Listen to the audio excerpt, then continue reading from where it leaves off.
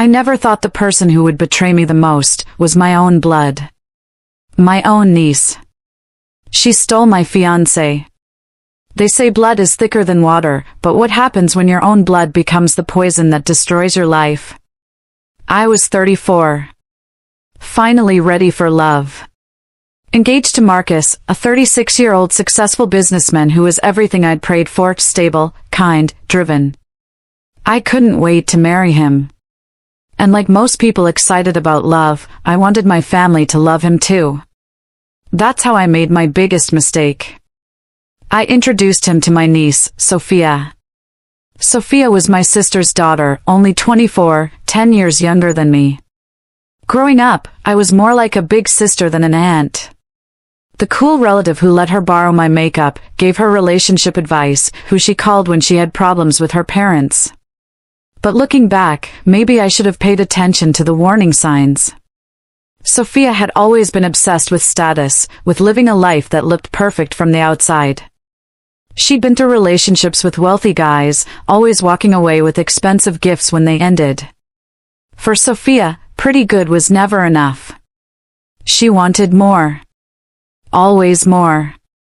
So when I brought Marcus to family dinner, I was excited for two of my favorite people to get to know each other. I had no idea I was handing my fiancé to her on a silver platter. The dinner seemed great. They talked about his business, investments, future plans. Sophia hung on every word, asking detailed questions about his success. I thought she was being supportive. That was my first mistake. After that dinner, Sophia started asking about Marcus constantly. How was his business? What properties did he own? How much was he worth? I just want to make sure he's good enough for my favorite aunt, she'd say sweetly. Then the coincidences started. If Marcus and I went for coffee, somehow Sophia would be at the same cafe. Dinner? She'd walk by our table. Shopping? Guess who was at the same mall? Marcus mentioned it once. Your niece sure gets around the city a lot, he said, laughing it off. I laughed too, but something felt wrong. Then she started texting him directly. Innocent at first, hope you're having a good day. But gradually, the messages got personal. More frequent. More inappropriate. Marcus showed me his phone one evening, looking uncomfortable. Your niece has been messaging me a lot. Some feel weird. I scrolled through the messages and my blood pressure spiked. She was calling him handsome and cutie, asking about his relationship history, making comments about how lucky I was. I called Sophia that night. Marcus mentioned you've been texting him quite a bit. Everything okay? Oh, that. She laughed. I'm just getting to know my future uncle-in-law better. You want us to have a good relationship, don't you? I convinced myself I was being paranoid. This was Sophia. She loved me. She would never. But the texting didn't stop. And Marcus started acting differently. He became distant. Distracted. Always on his phone, always somewhere else to be, always an excuse for why he couldn't spend time with me.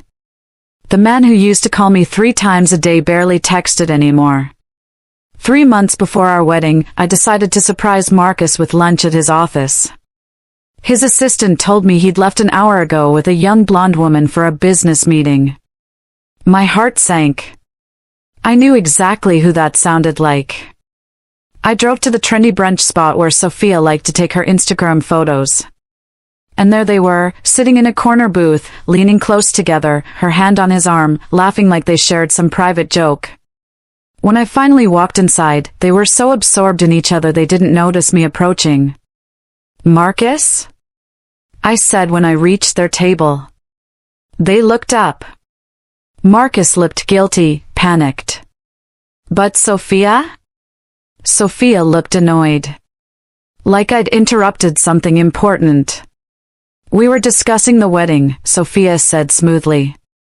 I had some venue ideas I wanted to run by Marcus first. Complete lies. The tension was suffocating.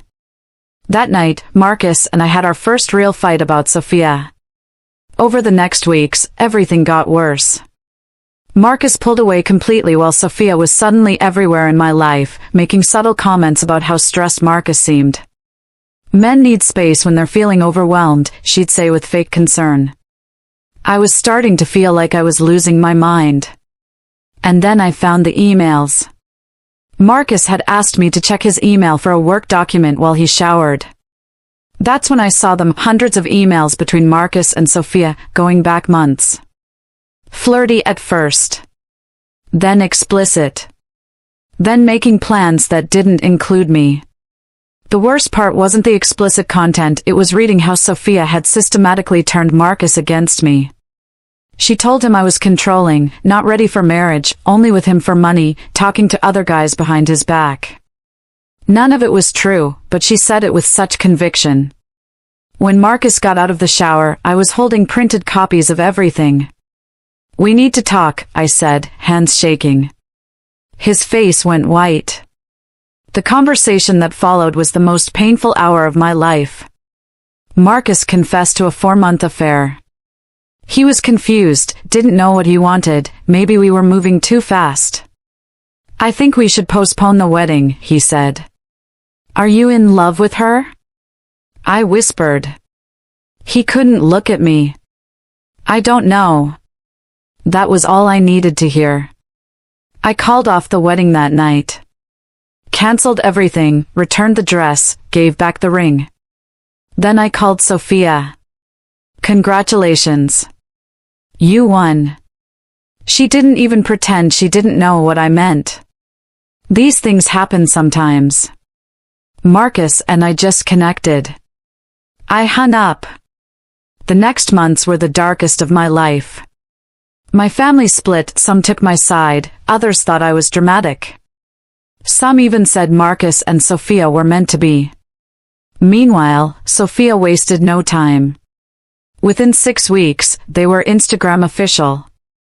6 months, engaged. Within a year, married in what should have been my wedding. She got everything: the successful husband, big house, luxury lifestyle, social status. She was living my life and flaunting it on social media. But here's where this story takes a turn nobody saw coming. After my world collapsed, I decided I needed a complete fresh start. New town, new job, therapy, I rebuilt my life from scratch. Slowly, I started feeling like myself again. I began dating casually, just trying to remember what trust felt like. Then I met Robert at a networking event. He was 40, ran his own tech consulting firm, had this easy confidence completely different from Marcus's intensity. Where Marcus was image conscious, Robert was authentic. We dated slowly. Really slowly. I was upfront about coming out of a terrible relationship. No pressure, he said. We can take this at whatever pace feels right. For the first time in years, I felt cared for instead of managed. Almost a year later, he took me home to meet his son. I was nervous about meeting Derek, but he immediately made me feel welcome. Over dinner, we talked about family. I was really close with my niece, I mentioned. We had a major falling out when she got involved with my ex-fiancé. They ended up married. What was your niece's name? Derek asked. Sophia. Sophia Chin. Derek's fork stopped midway to his mouth. The silence was deafening. Because Sophia Chin was my ex-girlfriend, Derek said. The room spun. What were the odds? Over the next hours, Derek and I compared experiences with Sophia. The pattern was horrifying: identical lying, manipulation, isolation tactics. She'd done the same things to Derek that she'd done to me. She dated me for my connections, Derek explained. When I figured out she was cheating with multiple guys, I ended it. She was using our relationship to get close to my wealthier friends. But here's the cosmic irony: Sophia never knew Derek was Robert's son. Derek used his mother's name professionally. She never met his father, never knew about Robert's successful business. Sophia had walked away from exactly what she was always chasing because she never bothered to dig deeper. And now Derek's father was marrying me. Robert and I got engaged 18 months later. Not from revenge, but because we'd built something genuine based on honesty and real love. But I won't lie, I appreciated the cosmic irony. Here's what Sophia thought: she'd stolen my fiancé, secured her future, left me devastated. Here's what she didn't know: the man she'd dismissed as not ambitious enough had a father worth more than Marcus ever dreamed of being. And that father was about to become her ex-aunt's husband.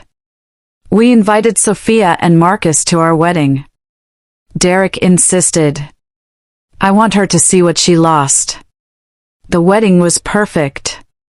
Sophia and Marcus sat in the back and left immediately after the ceremony.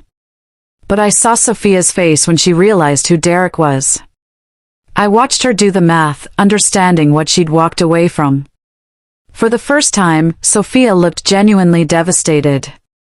And I felt nothing. No satisfaction. Just peace. Because Sophia had orchestrated her own downfall more completely than I ever could have planned. We've been married 3 years now. Robert treats me as an equal partner, supports my dreams, is honest even when truth is difficult. Derek became the stepson I never knew I needed. But just when I thought the story was over, Sophia had one more betrayal. 6 months after our wedding, Robert came home shaken. Sophia called me today. She was crying, said she was worried about Derek, that she'd made a terrible mistake and needed to warn me. She told him I was exactly like her, only with him for money, that I'd manipulated my way into their family and he needed to protect them before I destroyed everything. Robert shut her down immediately, but she didn't stop there. She systematically contacted our entire extended family, rewriting history, making herself look concerned instead of manipulative. The final straw came when she got Derek's number, sending messages about how I had a pattern and they should protect themselves financially. That night, I made a decision I should have made years ago. I cut Sophia off completely. Blocked her everywhere, told family members they needed to choose, and called her one last time. This is our last conversation, I said. I know what you're doing. You're not concerned about anyone, you're bitter because your marriage is falling apart and mine isn't. You're jealous because I found happiness while you threw away everything. You can't cut me out of the family, she said desperately. Watch me. And if you contact my husband, his son, or anyone in my life again, I'll file a restraining order.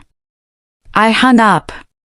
The most satisfying part isn't that Sophia lost everything. It's that I finally stopped giving her power to hurt me. For years, I'd held on to hope that maybe she still cared, that our relationship could be repaired. But her final betrayal showed me who she really was. She used to occupy so much space in my head. Now, she's just a cautionary tale. A reminder of what happens when you choose bitterness over growth. She's become completely irrelevant to my happiness. Looking back, I ask myself, was Sophia ever really family? Real family supports your happiness. Real family protects you from harm. Real family celebrates your success instead of sabotaging it. Real family doesn't smile in your face while plotting your destruction. By that definition, Sophia was never my family at all. She was just someone who shared DNA while systematically planning to hurt me. Family or not? Definitely not. This is Family or Not, where we share stories that no one wants to talk about at family dinners.